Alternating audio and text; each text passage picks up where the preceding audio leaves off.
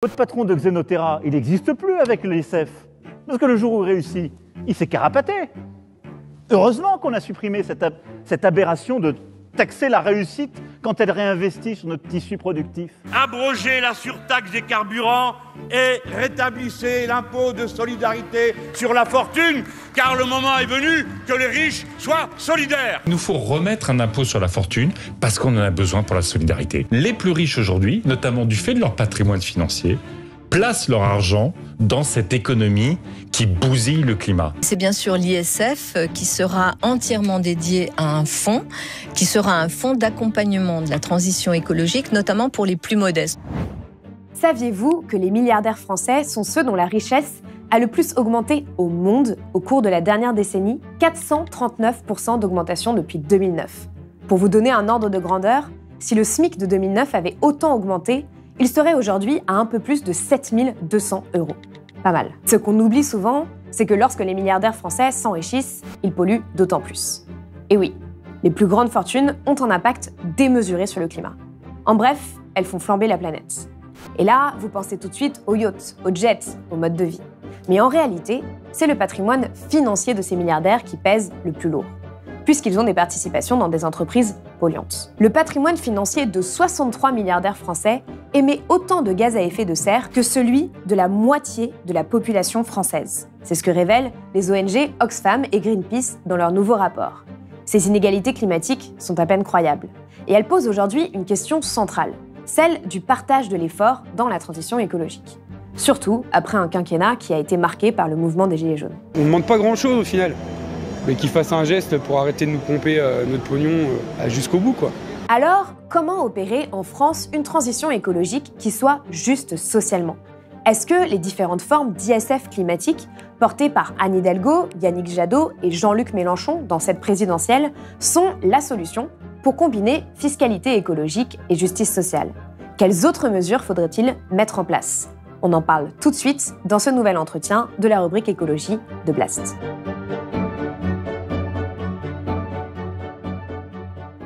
Alexandre Poidatz, Clément Sénéchal, bonjour, merci d'être venu sur le plateau de Blast. Alors vous êtes les deux auteurs du rapport « Les milliardaires français font flamber la planète et l'État regarde ailleurs ». Pour vous présenter rapidement, donc Clément Sénéchal, vous êtes chargé de campagne et porte-parole climat de Greenpeace France. Et Alexandre Poidatz, vous êtes chargé de plaidoyer finance et climat chez Oxfam France. Première question assez simple, pourquoi est-ce que vous avez voulu réaliser ce rapport et notamment en pleine campagne présidentielle ? Alors l'objectif de ce rapport, c'est d'éclairer la structure économique et sociale du réchauffement climatique. Et donc d'avoir une vision claire des différentes responsabilités au sein de la société française, au sein des différentes catégories de la population, dans les émissions de gaz à effet de serre. Grosso modo, c'est de voir qui pollue plus et pourquoi c'est important de savoir ça. C'est important pour savoir où faire porter l'effort climatique, l'effort de sobriété d'une part et l'effort de solidarité pour organiser la transition d'autre part. Donc c'était important pour nous, dans cette campagne présidentielle, de reposer la question du partage de l'effort. Ouais, notamment après un quinquennat qui a été marqué par la taxe carbone, par le mouvement des Gilets jaunes.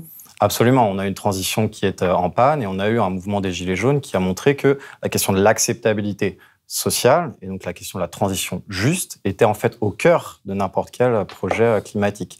Et Emmanuel Macron n'a pas réussi, n'a pas eu la volonté de mettre en place un changement de modèle économique qui permet de faire émerger une écologie populaire dont les efforts qui consisteraient à répartir de manière juste et équitable les efforts de décarbonation de notre économie. Alors justement, dans ce rapport, vous vous intéressez en fait à la face cachée de l'empreinte carbone des milliardaires, donc qui est leur patrimoine financier. Est-ce que vous pouvez m'expliquer quels sont les principaux enseignements du rapport ? Qu'est-ce que vous avez découvert exactement ? Alors, ce qu'on a découvert, c'est des chiffres assez impressionnants. Jusqu'à présent, les études qui s'intéressaient à l'empreinte carbone des milliardaires, elles regardaient plus le style de vie des milliardaires. Donc, par exemple, le yacht de Jeff Bezos qui est bloqué dans le port de Rotterdam, les jets privés qu'ils utilisent. Et là, nous, on s'est intéressé aux émissions du patrimoine financier, vous l'avez soulevé. Donc, qu'est-ce que c'est ce patrimoine financier ? En fait, c'est les parts que détiennent les milliardaires dans des entreprises polluantes. Alors, c'est ce que vous dites dans votre rapport. 3 milliardaires français émettent autant que 23% des ménages français. Pour vous donner un exemple très simple, Auchan, une enseigne qu'on connaît tous. La vie Auchan, elle change la vie. Et la propriété de la famille Muliez. qui sont des milliardaires. Gérard Mullier est un milliardaire. Auchan a une très grosse empreinte carbone, qui est donc une responsabilité aussi de cette famille. Et en fait, ce qu'on montre dans ce rapport, c'est qu'il y a une responsabilité disproportionnée des milliardaires face au réchauffement climatique. Alors justement, comment est-ce que vous avez calculé ces empreintes carbone? Comment est-ce que vous avez pris en compte l'empreinte carbone de ces actifs financiers pour bien comprendre avant qu'on rentre dans le détail?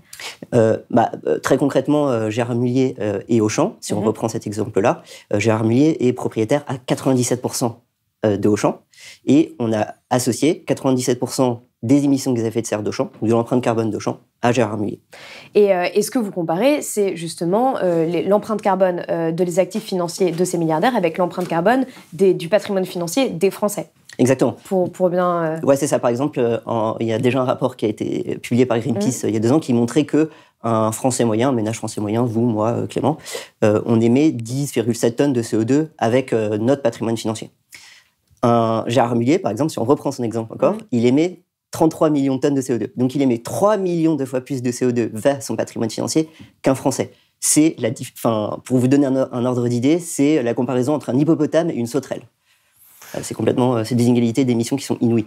Et donc là, on s'est attardé sur 63 milliardaires français pour des questions de données disponibles. Donc c'est un peu plus que la moitié des milliardaires qu'on répertorie en France. Il y a 109 milliardaires en France aujourd'hui. Et ce qu'on constate, c'est que leur empreinte carbone, quand on regarde leur patrimoine financier, et même avec des estimations qui sont en réalité conservatrices, parce qu'on regarde que leur empreinte carbone dans leur entreprise dite principale, là où ils sont actionnaires majoritaires. Donc pas d'autres actions qu'ils pourraient posséder dans d'autres entreprises polluantes. Non, parce que ces données, malheureusement, ne sont pas disponibles, ce qui est problématique, d'ailleurs, aujourd'hui, en temps d'urgence climatique. Et donc, quand on regarde, on s'aperçoit que ces 63 milliardaires, ils ont une empreinte carbone supérieure à plus de 21 pays dans l'Union européenne, si on regarde les empreintes carbone individuelles de ces pays-là. Donc, c'est colossal, c'est complètement disproportionné, et c'est là que doit porter aujourd'hui, en priorité, l'effort climatique, et c'est là que la puissance publique doit exercer sa pression fiscale aujourd'hui. Bon, on va y venir justement. Vous dites dans votre rapport que les 15 millions de tonnes de CO2 que l'État doit éliminer d'ici à la fin de l'année suite au jugement rendu dans l'affaire du siècle sont en fait dans les poches des milliardaires. Absolument. Si on veut organiser une transition qui soit équitable, qui soit acceptée par la majorité sociale, il faut aller chercher le carbone là où il est. Et là où il est, le carbone aujourd'hui, c'est d'abord dans les poches des milliardaires. Les milliardaires, ils ont une responsabilité en réalité qui est proéminente aujourd'hui dans la crise climatique. Pourquoi ? Parce que ce sont eux qui en quelque sorte dirigent l'économie. Et la crise climatique, elle procède de notre modèle économique. Le carbone, avant d'être mis sur le marché, il est produit. Et il est produit parce qu'il y a des gens qui investissent dedans et qui en tirent des bénéfices. Et donc les milliardaires, ils ont une triple, voire une quadruple responsabilité dans la crise climatique. D'abord, ils pilotent des stratégies en tant qu'actionnaires majoritaires, des stratégies d'entreprise qui sont généralement climaticides, qui n'ont pour l'instant pas intégré sérieusement l'enjeu climatique. Ensuite, ils construisent, ils bâtissent leur fortune personnelle sur des actifs qui sont climaticides, qui sont hautement carbonés. Ils en tirent un mode de vie, un style de vie, Alexandre en parlait tout à l'heure, qui est lui-même nuisible à la planète. C'est des yachts, c'est des hélicoptères, c'est des voitures de luxe, etc. L'industriel lui a également offert 3 jours de croisière sur son yacht, le Paloma. Un palace flottant de 60 mètres de long qui se loue jusqu'à 200 000 € la semaine. Vincent Bolloré est un des grands industriels français.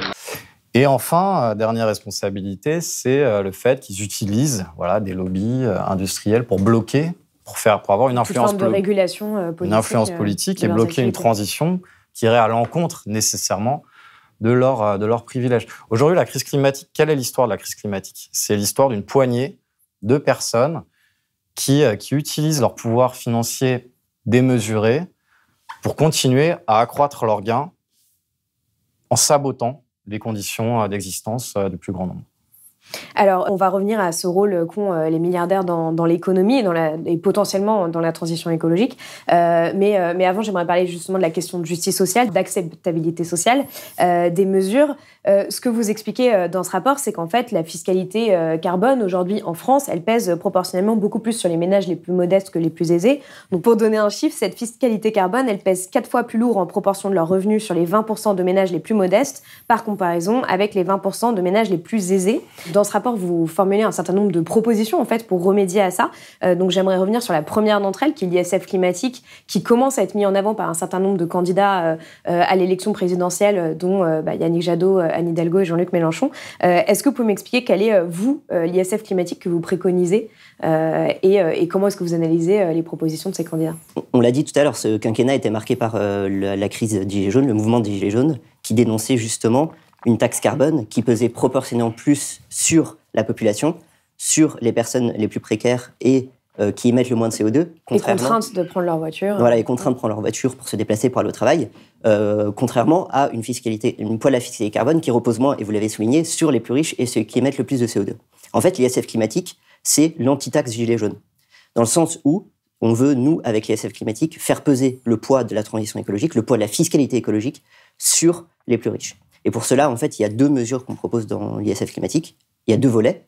Le premier volet, c'est taxer le patrimoine des milliardaires, la richesse des milliardaires. Donc, en fait, c'est rétablir l'ISF tel qu'il existait avant le quinquennat d'Emmanuel Macron.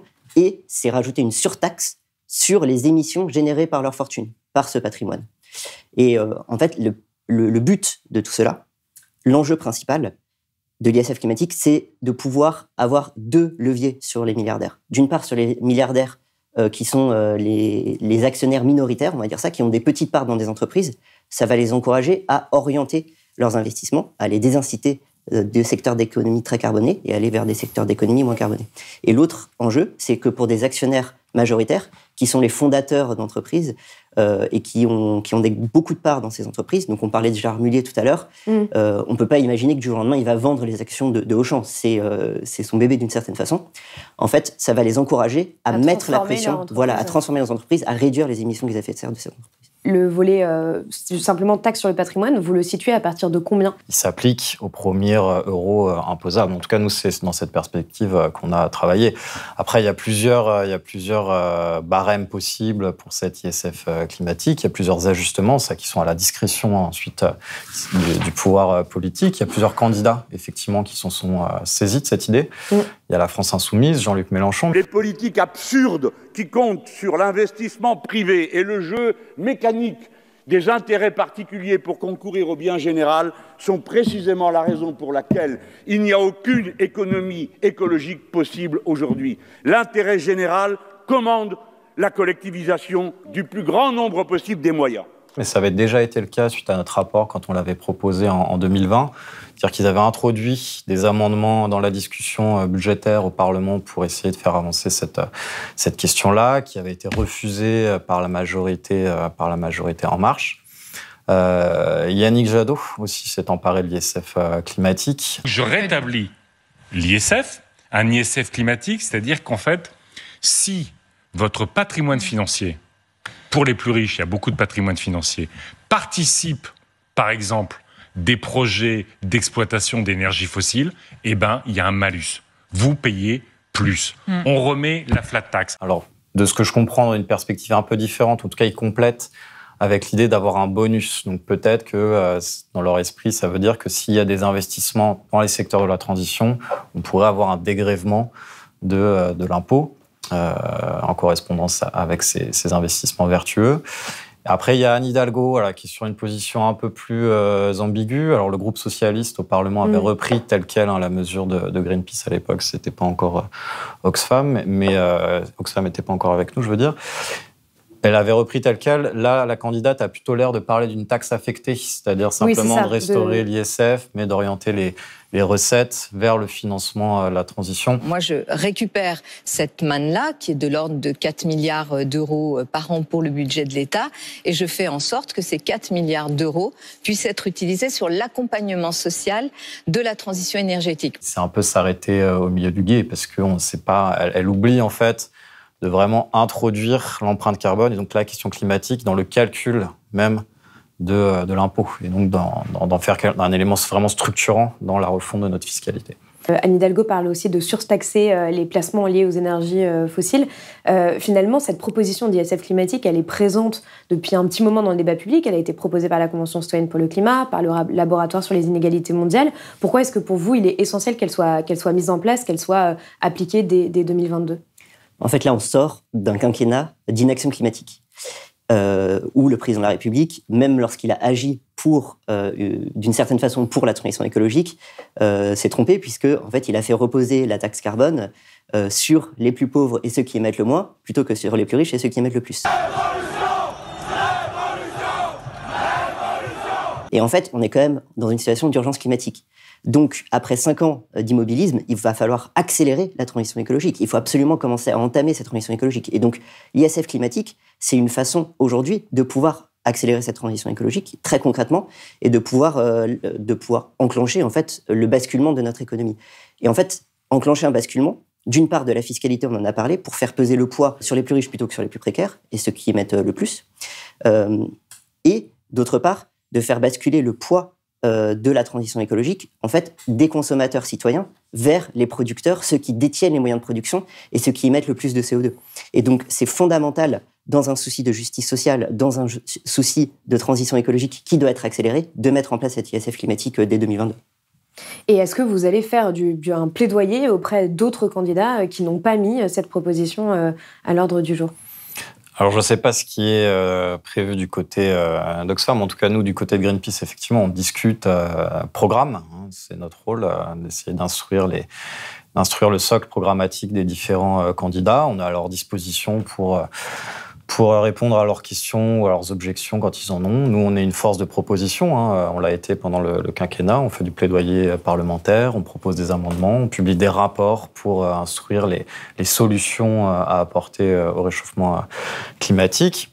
L'ISF climatique fait partie, pour nous, des mesures clés et structurantes. Après, on est dans une phase quand même de décantation là, sur ces élections. On verra qui a des parrainages, qui n'en a pas, et on pourra orienter un peu notre effort en fonction par rapport à ça.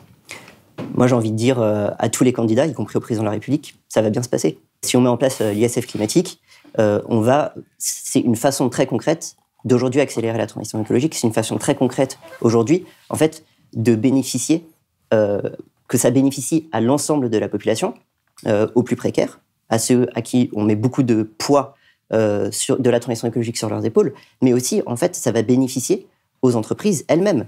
Aujourd'hui, les multinationales, si elles ne partagent pas l'effort, si elles ne partagent pas le poids de la transition écologique, elles courent vers un danger pour leur propre modèle. En fait, le véritable danger aujourd'hui, c'est l'inaction climatique. Et c'est l'inaction climatique pour tous les candidats à l'élection présidentielle, pour tous les gens qui seront au pouvoir demain. Le véritable danger, c'est le coût de l'inaction climatique qui sera toujours supérieur à n'importe quel investissement qu'on pourra mettre en place. Donc c'est pour ça que c'est fondamental qu'on enclenche une transition écologique de tout le modèle économique pour les entreprises elles-mêmes, pour les milliardaires même qui détiennent ces entreprises et, in fine, surtout pour les salariés de ces entreprises et les consommateurs.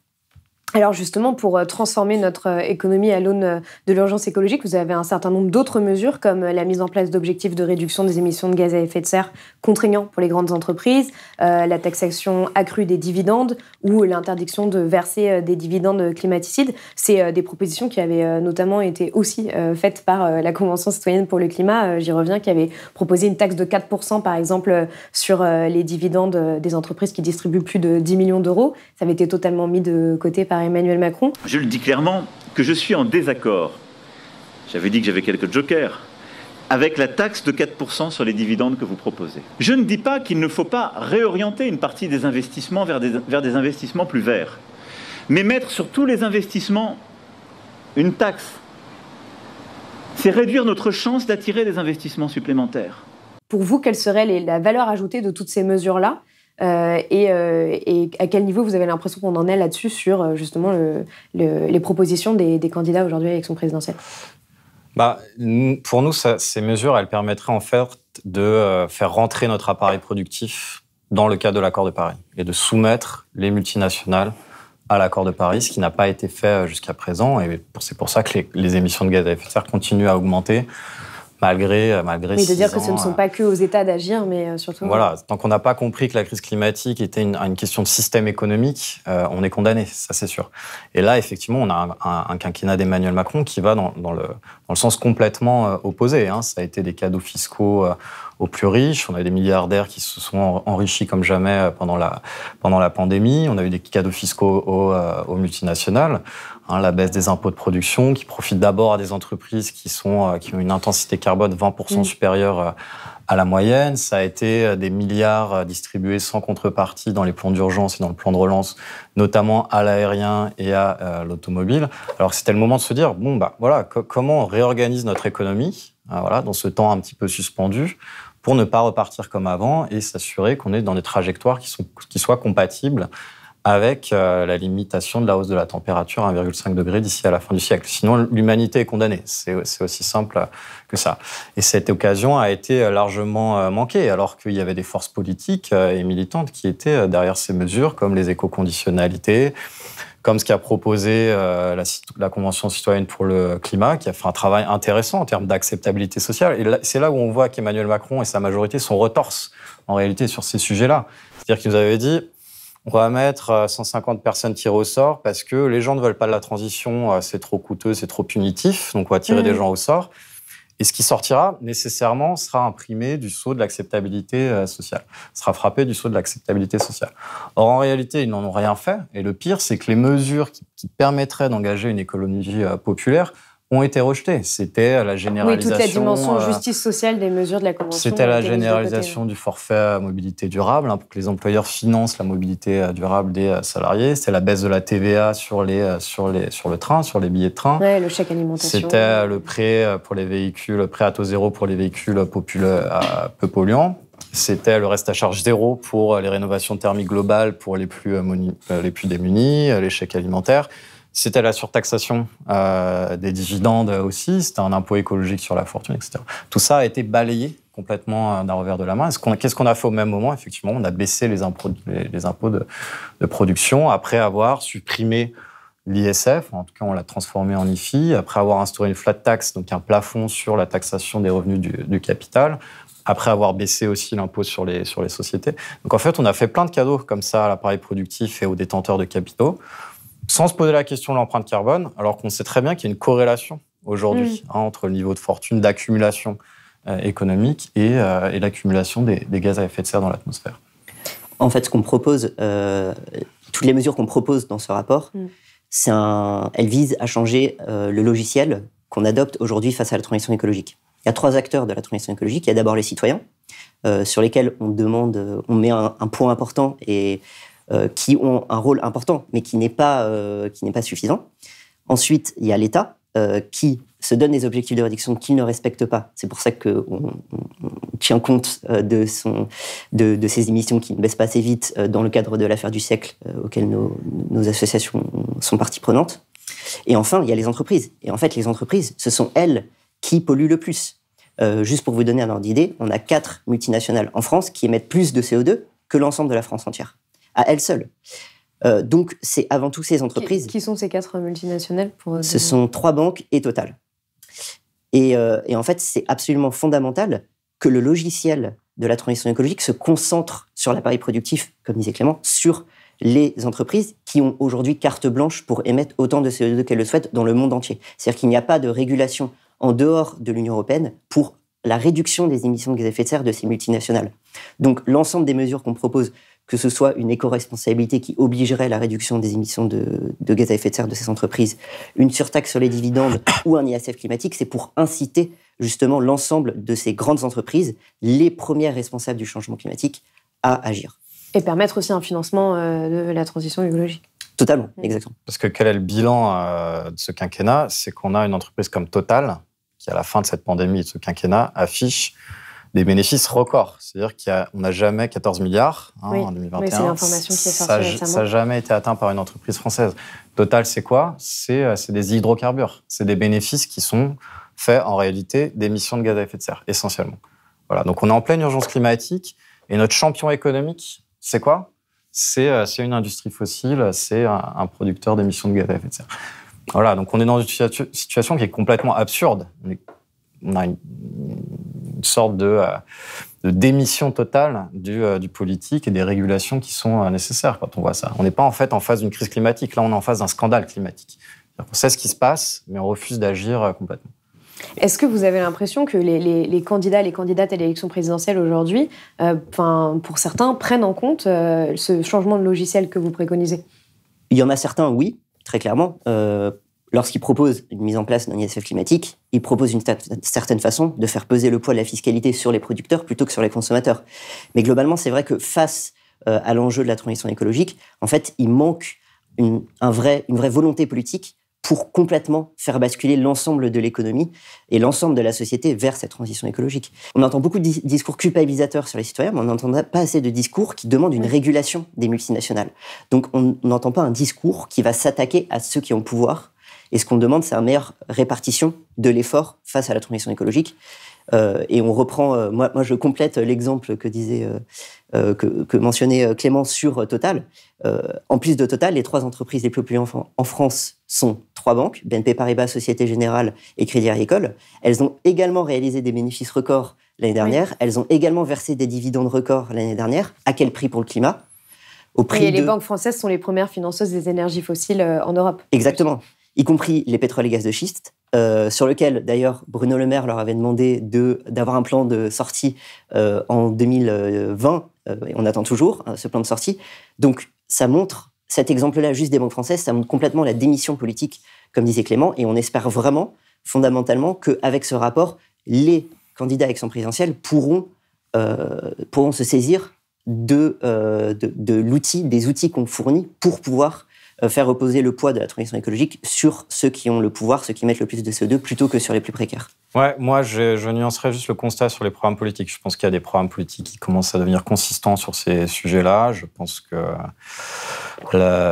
Jean-Luc Mélenchon a une volonté qui est quand même documentée et explicite de rupture avec l'ordre économique dominant et qu'il a un panel de mesures écologiques qui sont travaillées depuis d'ailleurs des années, que ce soit au sein du groupe parlementaire ou au sein des équipes de campagne, qui aujourd'hui sont consistantes. Je trouve que Yannick Jadot aussi reprend un certain nombre de mesures de la société civile qui, quand on les soupèse correctement, comportent en fait une possibilité de rupture avec le système économique, avec le néolibéralisme, pour le dire très, très concrètement.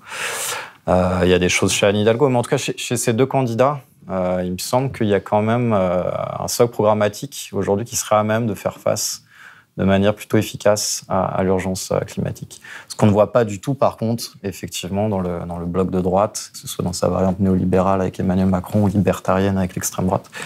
Là, on voit que le sujet climatique n'est pas du tout appréhendé correctement.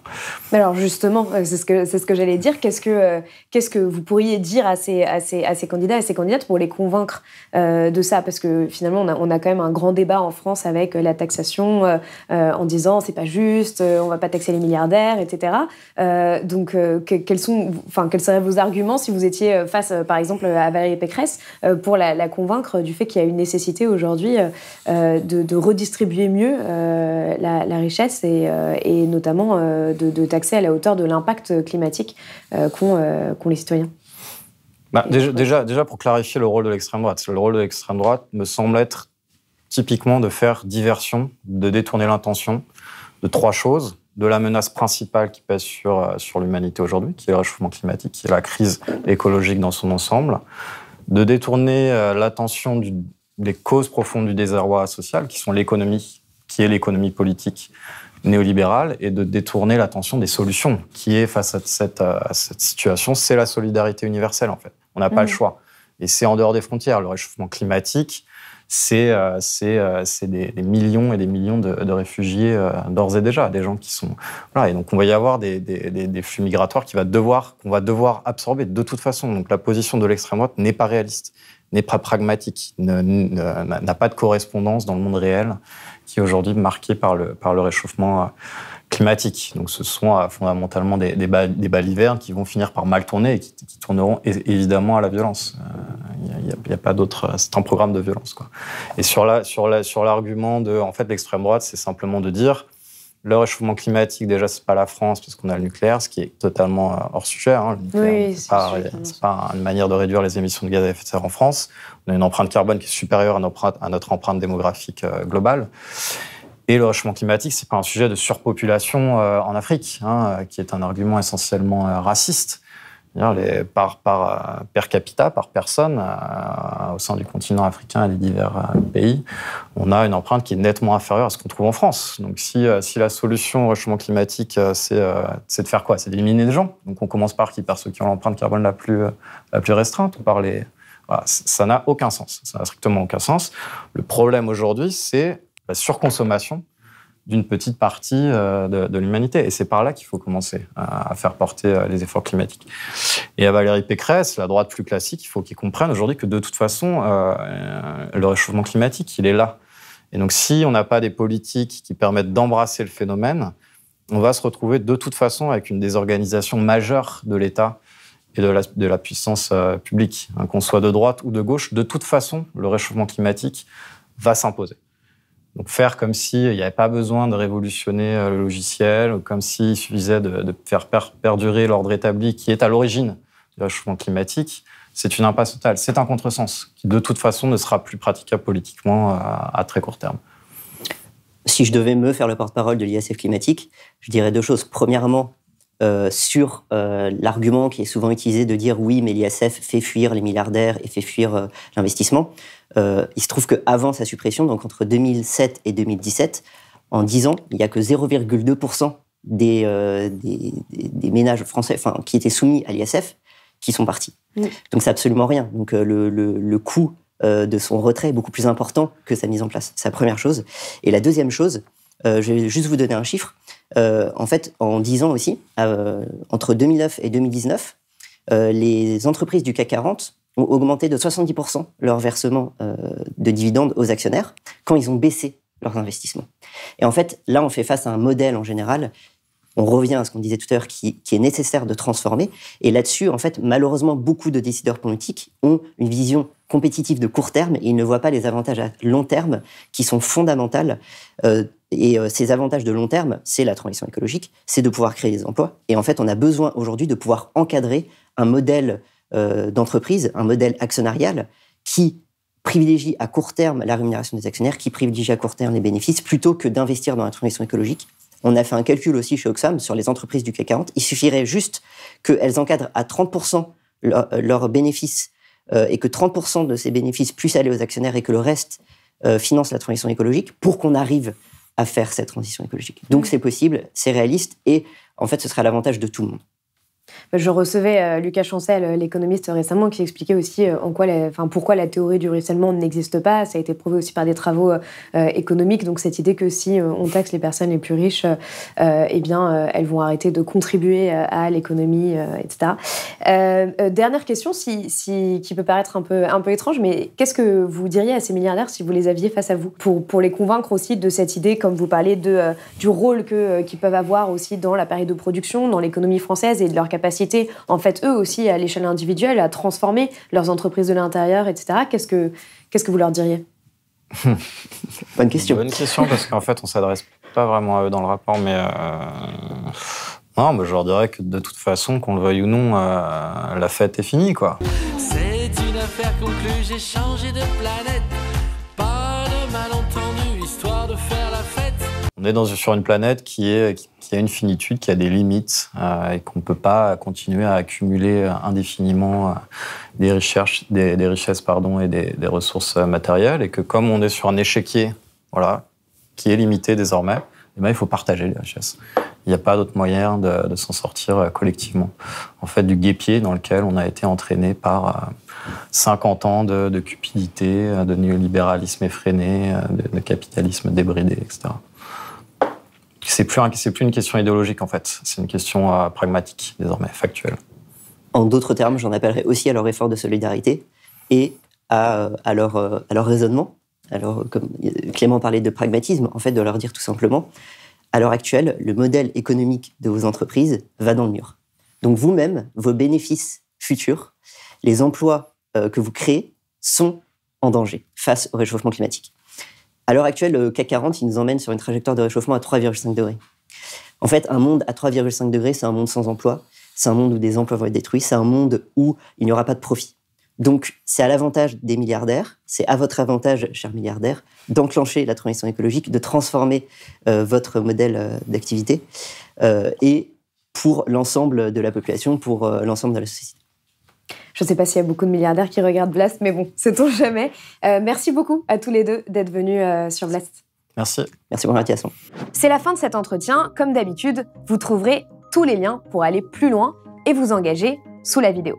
Pour que cette vidéo ait le plus d'impact possible, n'oubliez pas de la liker, de la partager sur vos réseaux sociaux et de vous abonner à notre chaîne YouTube. Je le rappelle, notre survie économique dépend de vous. Alors, pour nous soutenir ou faire un don, même symbolique, rendez-vous sur blast-info.fr. À très vite sur Blast.